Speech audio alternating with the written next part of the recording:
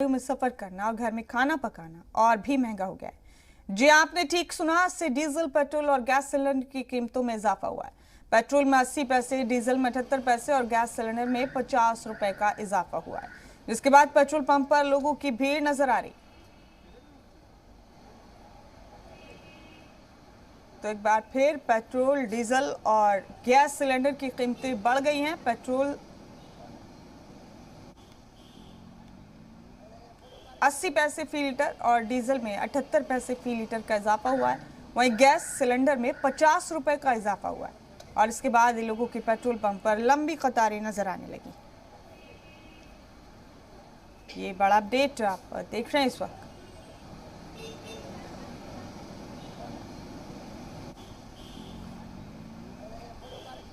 आवाम पर महंगाई वाला अटैक एक बार फिर हुआ है। आज से खाना बनाना भी और महंगा हो जाएगा और पेट्रोल डीजल की कीमतों में भी इजाफा हुआ है। पेट्रोल 80 पैसे फी लीटर और डीजल 78 पैसे फी लीटर के इजाफे के साथ फिर एक बार परेशान करने के लिए तैयार।